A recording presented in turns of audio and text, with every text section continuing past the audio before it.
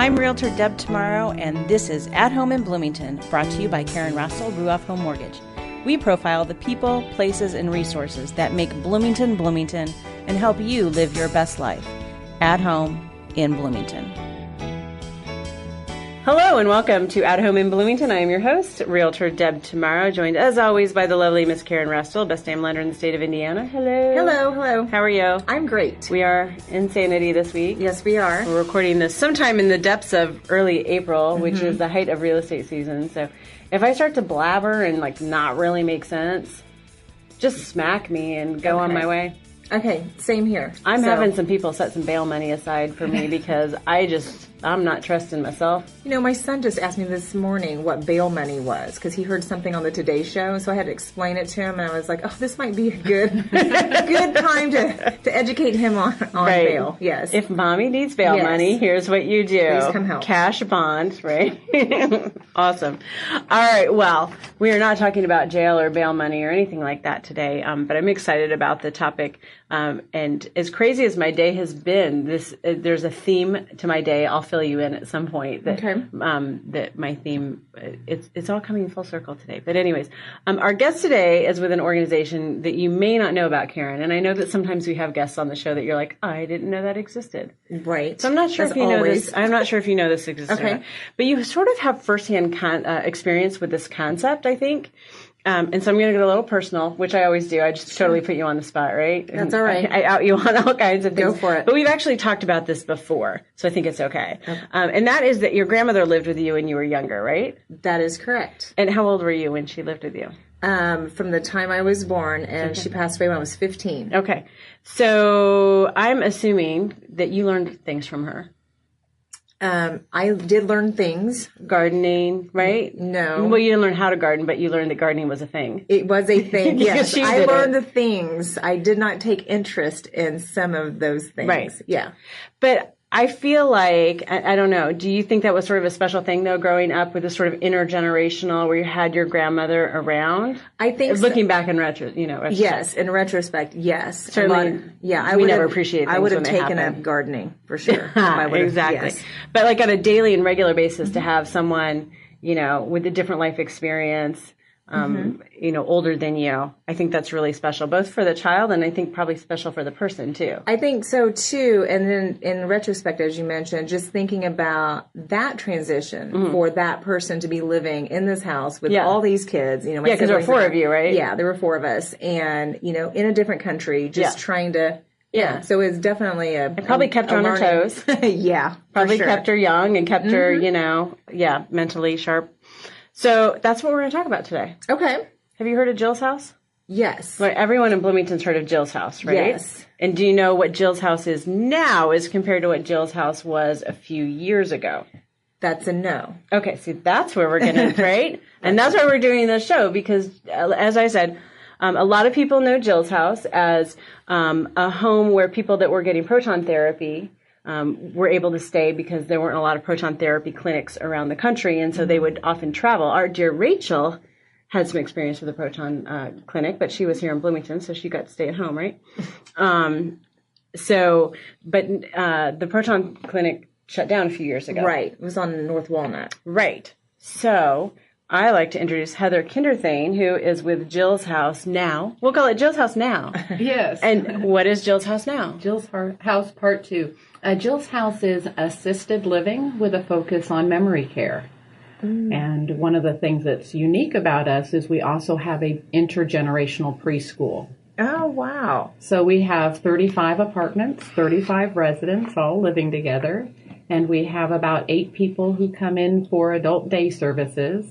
And downstairs we have over 40 children from birth to 5 years old.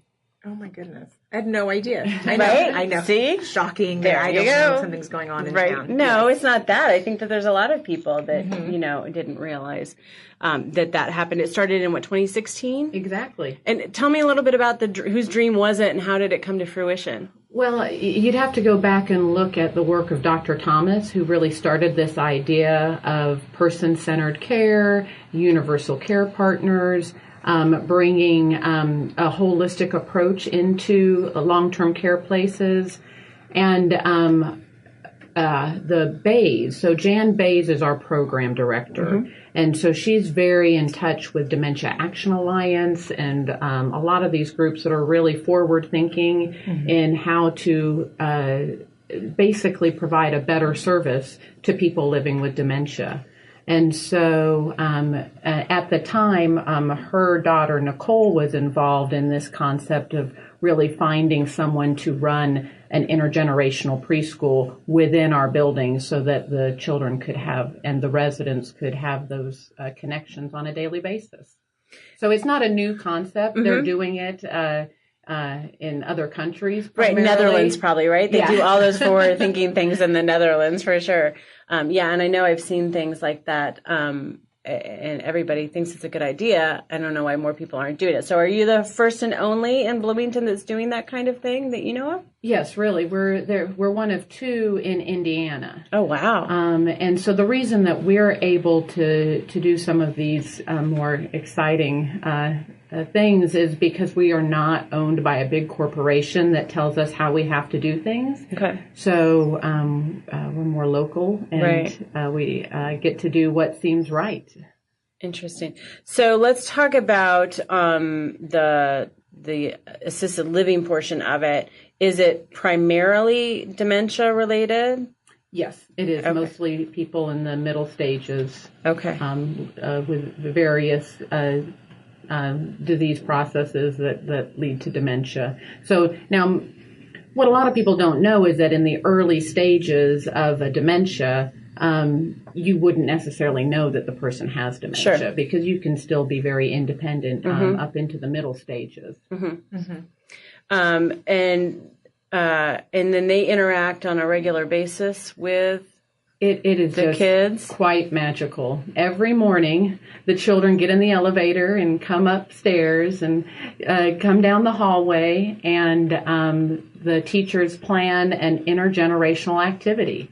And so you'll see kids climbing up on the residents' laps. You'll see actual relationships being formed because it's the same children in the same residence day after day, so Monday through Friday. And the kids don't have the same barriers, I think, as adults of being like, I don't know how to interact with this person because maybe they have some, quirks that dementia, can kind of show itself as. And I think they just go up and...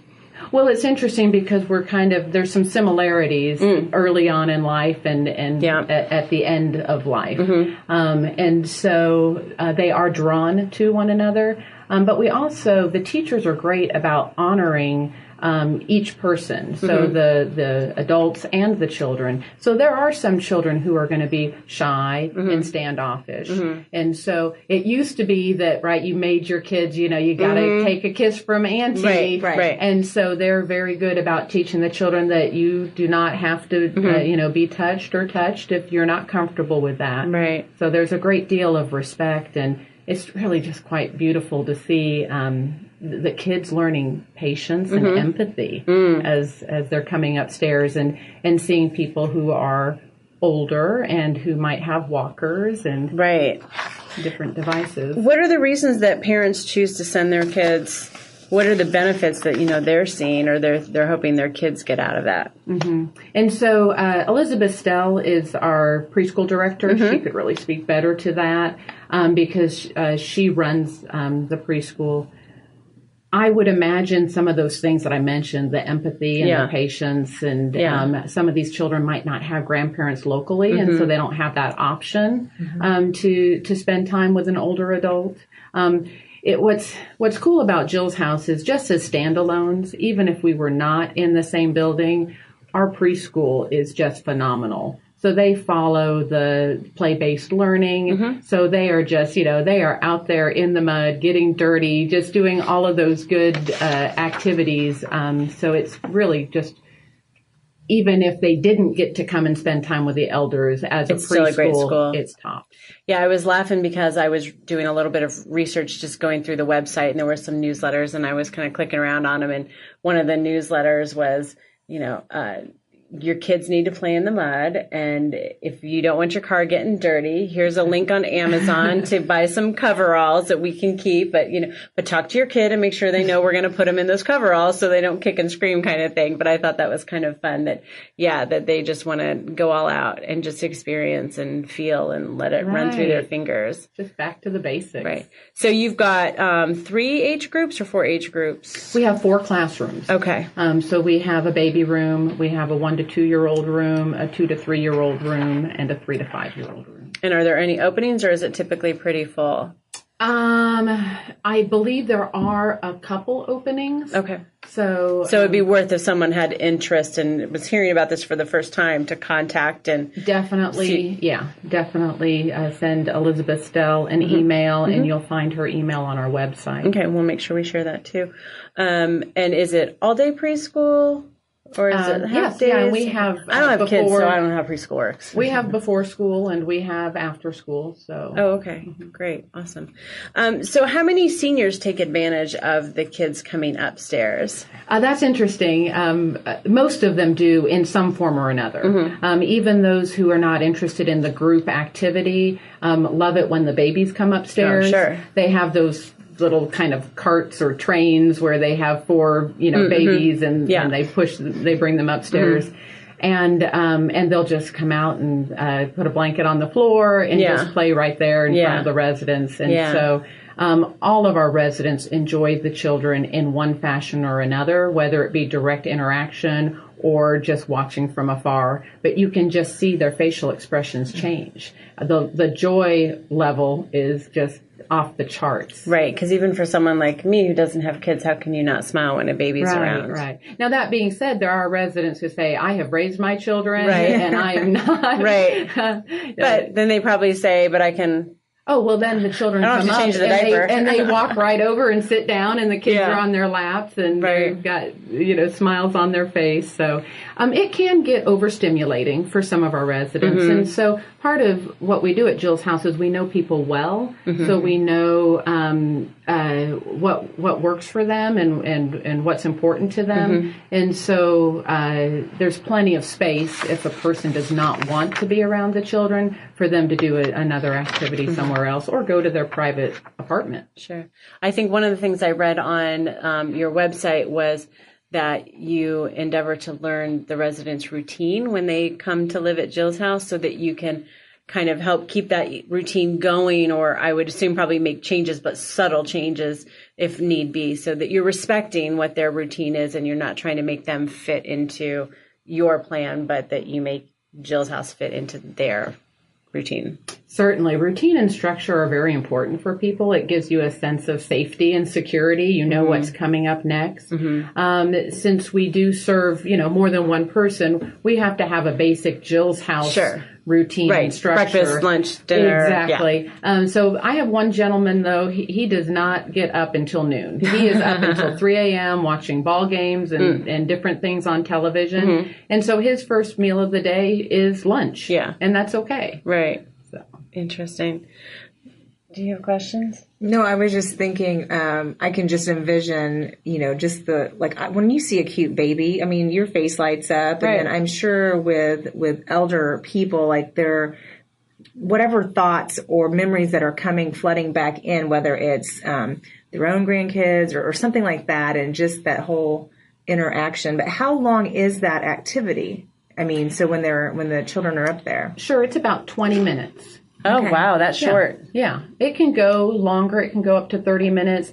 There's a lot of energy that they bring. And a person living with dementia, especially as they get more to the end stages, they have a much lower threshold for stress. And so if there's too much noise or too much activity, that can be a bad thing too. So we have kind of found that 20-minute mark is that perfect, that perfect amount of time. Okay. Interesting. It makes me think of puppies too, right? I mean, because I do a lot of, I'm working with a nonprofit, and it's about seniors and dogs and pets and cats, and how that can be a really positive thing for senior people. And so, it's kind of that same concept of just having interaction and with someone who's so purely joyful. I think children and animals just kind of have this pure joy sometimes. They don't have, you walk in and you see Karen and I, and we're like, our face is just stressed. Like it's just balled up stress, but you don't, get that with every day. It's just a beautiful thing. And since we share space, you can just go look out the dining room window or look out your apartment window and see the children playing on the playground. Oh, I bet you can kind of hear it in the background a little bit. Yeah, so it's just part of normal living. So it's just a part of the everyday life. So, and residents could go downstairs and spend time with them or go outside onto the playground. They don't do that very often. Sure. We have a lot of IU students that come in and volunteer, and so we'll partner them up with a resident to help, facilitate that interaction. Sure. Interesting. I love that idea of sort of having that soundtrack of children playing in the background. Oh, yeah. That's kind of cool. All right. And you are located, I think one of the misconceptions is that you're part of Meadowood because you're located kind of right on the edge of Meadowood campus, and the land was originally part of Meadowood. Exactly. And it was parceled off when Jill's house was being created. But you're not. You're completely independent, right? Right. We are very good friends. Yes. Good friends and good neighbors with Meadowood. So we think a lot of one another. And, of course, we appreciate what they did to make Jill's house possible. Sure, for back sure. in 2000. Yeah. So you're located up on North Dunn and Tamarack? Yep, Tamarack Trail. The best way to get to us is from Dunn. Yeah, so a nice location, convenient to everything. So, all right, we're going to take a break, and when we come back, I want to talk a little bit more about the types of senior care that's offered, especially the daytime care, because I think that that's something that people may not realize is out there, and some of the caregiver support that you offer, because I think that's really an important need that I'm hearing a lot about too. So, stick around. You're at home in Bloomington.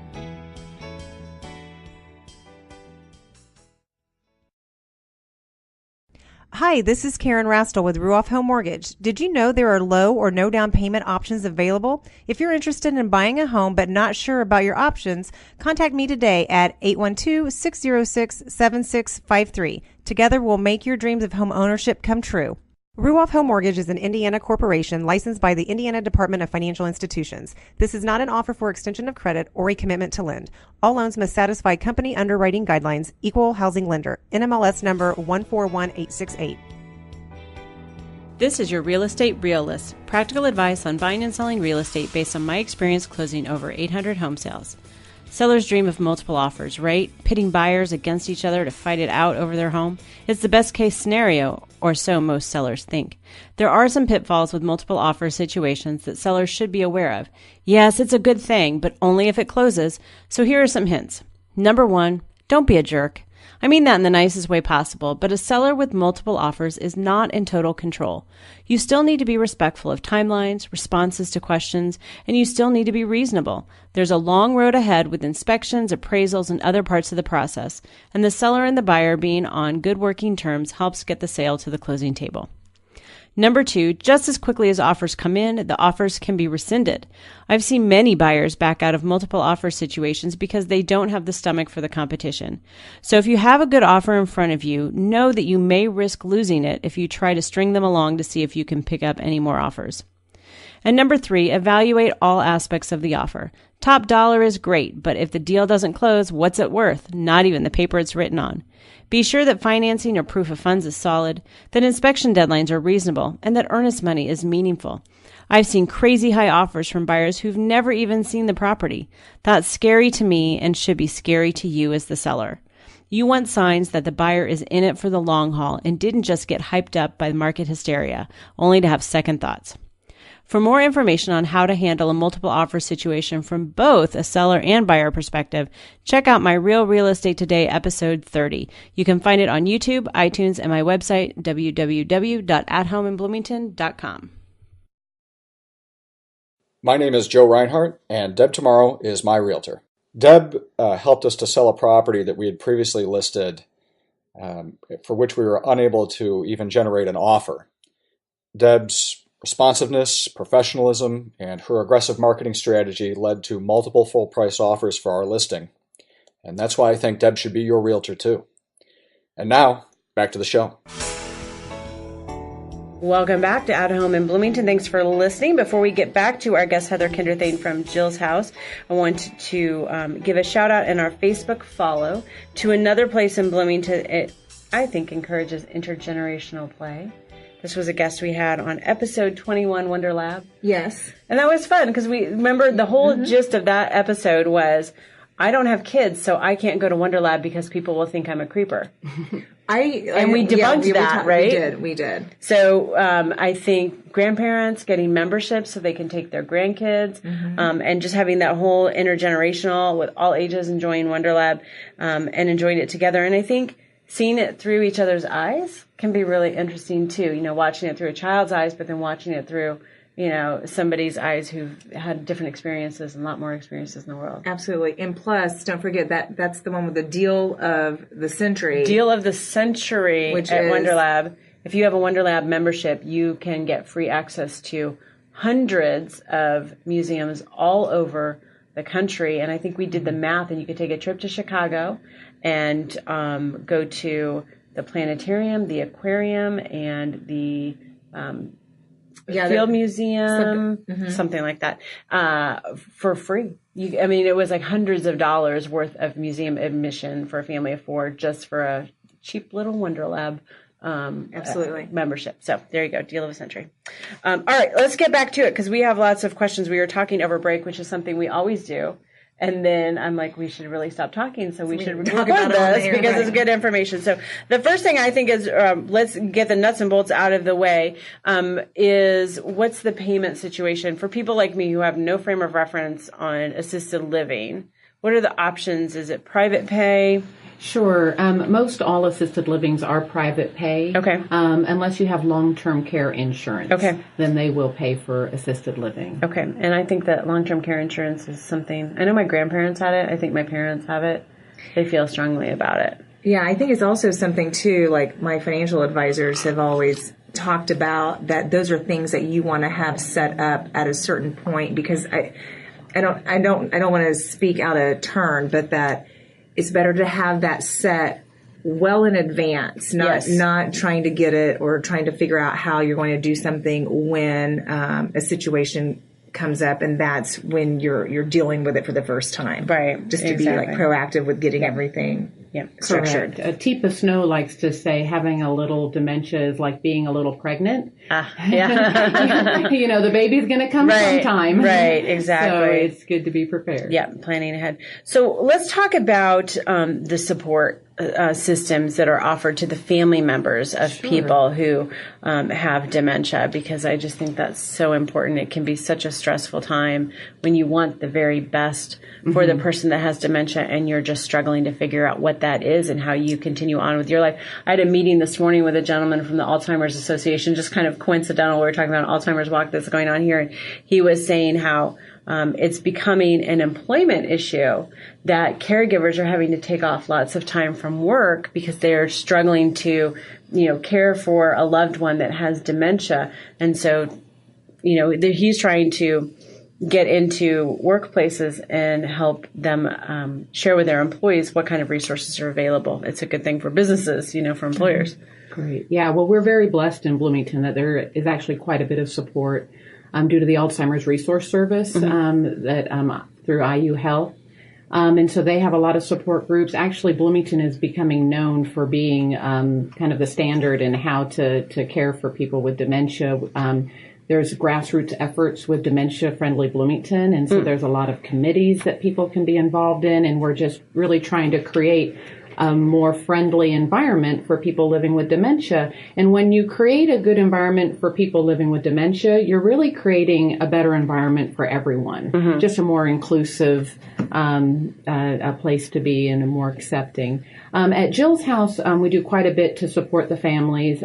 First off, we really look at it as a team, and that when you move into Jill's house, that we kind of become this support team together. And so we work with families on a lot of different levels, and families are as involved as they are able to be and as involved as they want to be. So some places you move in and the places will say, now don't visit for 2 weeks.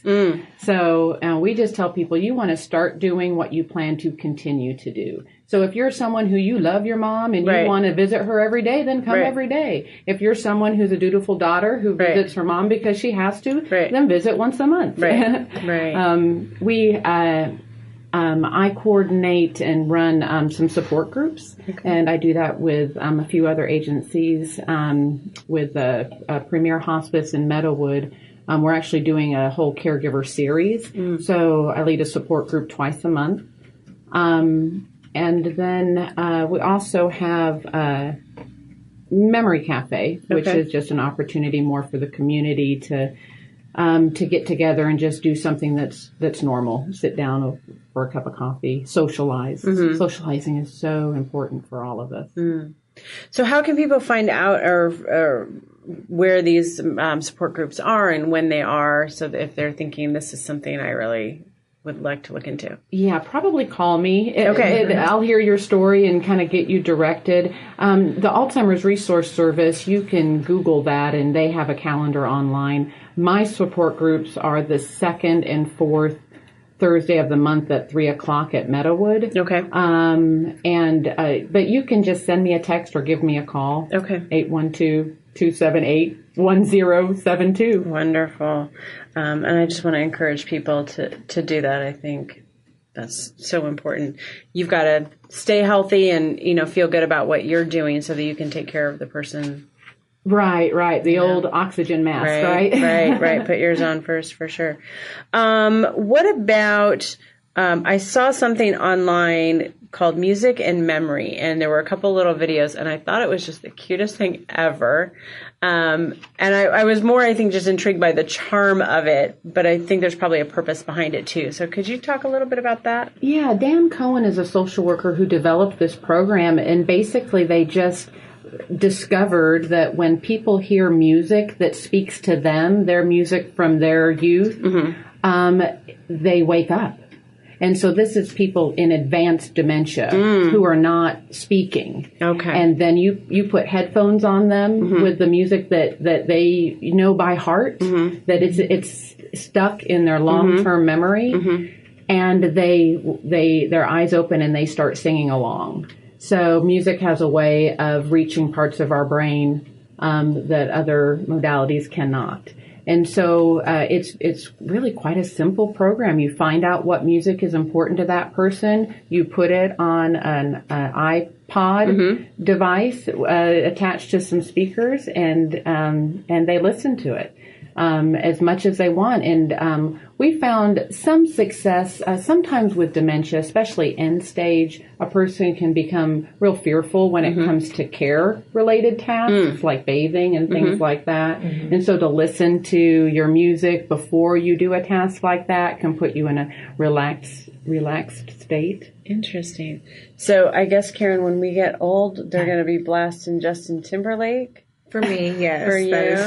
That is an accurate statement. I mean, what's Duran Duran going to be in 40 years? It doesn't matter. I'm going to be 90 and singing Hungry Like the Wolf. I mean, imagine that. I've always said that there's something about the music that you kind of just literally lose yourself and you do transcend back to that time. Or I think Eminem said that. Was it? Lose yourself in the music. Okay, well, I don't want to quote him, but where it does make you smile. And that's, I've always said to my close friends that I only share music experiences with the people that I want to share my time with, because that's how important music is with me. So no offense, if you were going to ask me, hey, let's go check out a concert, I may pass because music's so important to me that I want to spend it with I don't know. Interesting. Yeah, so I think you don't want to spend time with me. But no, I think that it's great. I can't wait to see that video or what you saw on their website. So there were some videos with, I think, a professor from IU. Oh my goodness, Jenny Gubner. Yes. Yeah, with her ethnomusicology class. And some students, and they'll go in and they'll play music and they'll video, record the people and they're singing along, and then they kind of have some really sweet banter, and I think Martha was hitting on one guy, and it just sort of seems like it, they kind of come to life a little bit differently. Certainly with all music, as far as the IU student volunteers, I just can't overemphasize how important that is to our residents in a lot of different ways, whether they're just coming and sitting and looking at artwork together, or we've got another doctoral student who brings robots into Jill's house. Yeah, I saw a note in one of the newsletters about that, and I was like, what is that about? Yeah, and just studying the impact that robots could have in facilitating intergenerational relationships. So what kind of robots? Give me an example. An example would be, the cats and the dogs, the robot cats and dogs, and the seal. Another one is when you have like a laptop on a moving vacuum cleaner. And it's like a butler or something that's walking around. Okay. And so then the preschool director can be speaking to the children and the residents together through that robot. Interesting. Apparently there's a trash can. We haven't seen this one yet, but it's a trash can that goes around and encourages people to not litter. Interesting. So it sounds like there are a lot of volunteer opportunities for the IU students to get involved. Are there volunteer opportunities for members of the community? Oh, we like members of the community even better, no offense. Because they don't go away in the summer, right? Yeah, so because we invest a lot of time in our volunteers and educating them about, best practices and just orienting them to Jill's house and to the people there. And so it's lovely. We have one gal who's been coming every Tuesday and Thursday since we've been open. So Diane, as we just, appreciate her. So really we accept all volunteers. We've got some younger people, like a 14-year-old who comes in. What are the kinds that would be supervision. They'll cook with our residents. Oh, fun. Yeah, we have a community kitchen there, and so they'll go in and make chocolate chip cookies. And, I like that. That sounds fun. I like to cook. You make good chocolate chip cookies too. That's the only thing I do is I'll waffles. bake. No, pancakes. But yeah. All right, carbs, but anyways. So another thing that's important is to be outside every day, and so we try to take a walk outside every day.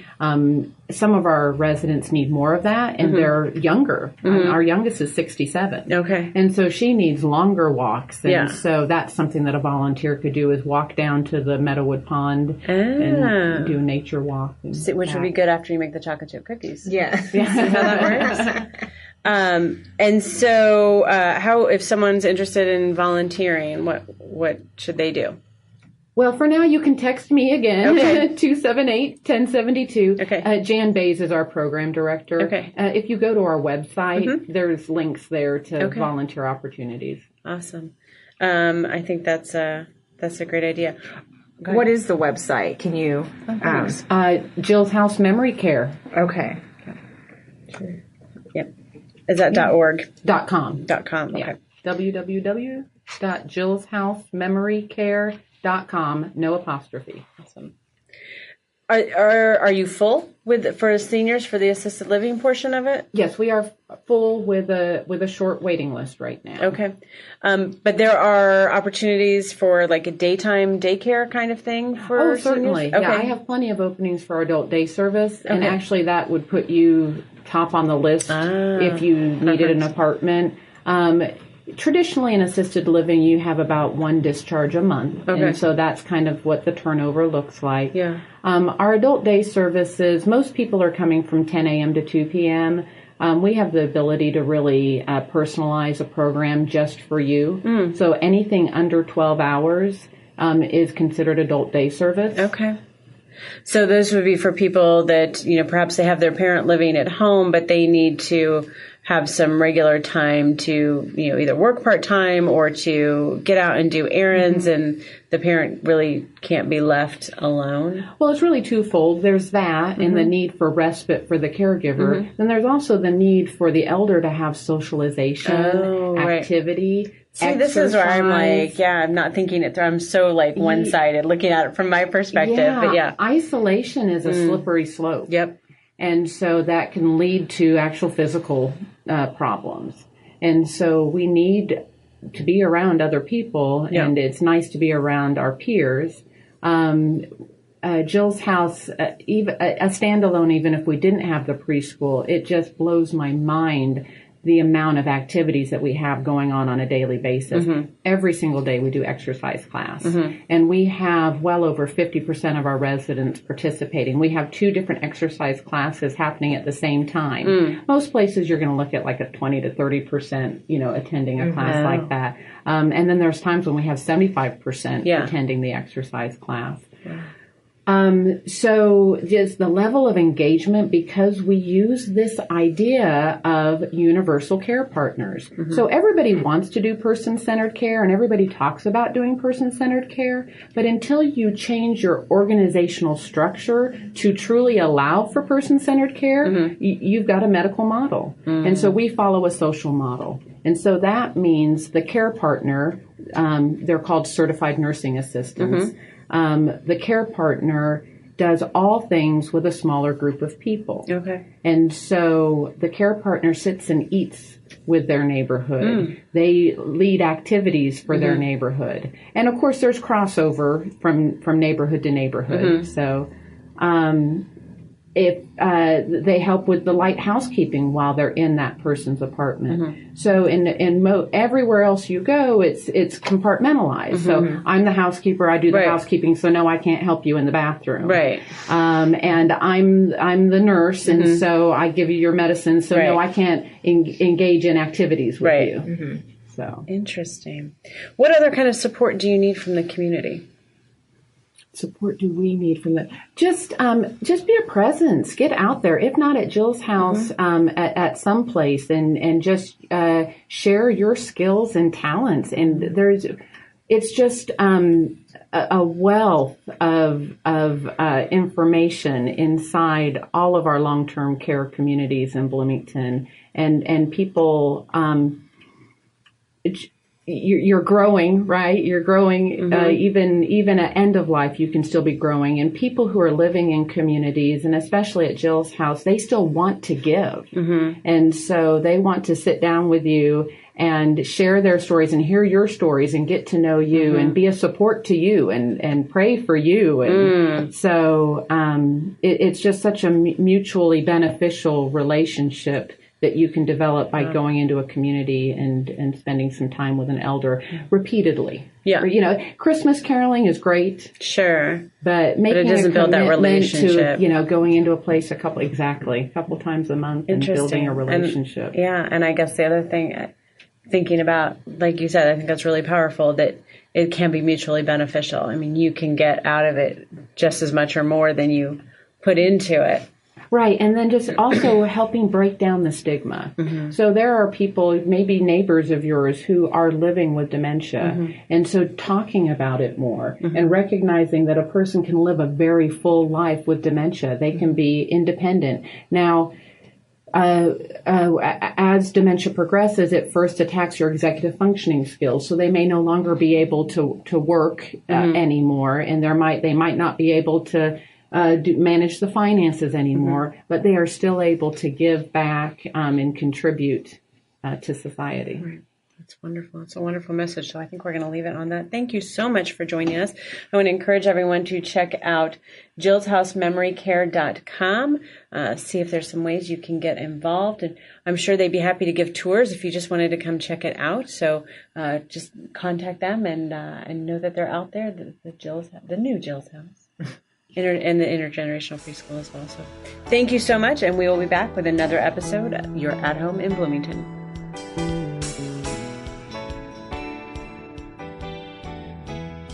Got a show idea? I'd love to hear it. And be sure to contact me for all your real estate needs and questions too. You can email me at deb@realrealestatetoday.com and follow me on Facebook at Deb Tomorrow Realtor. To contact Karen Rastel for all your mortgage needs, call 812-606-7653 or log on to ruoff.com and go to the Bloomington Center. Thanks to all the Bloomington people who make production of At Home in Bloomington possible. Special thanks to superstar producer Rachel DiGregorio, digital guru Cynthia Hogan at Monster Digital Marketing for website design and hosting, and video genius Wes Lasher in the production house for engineering the show.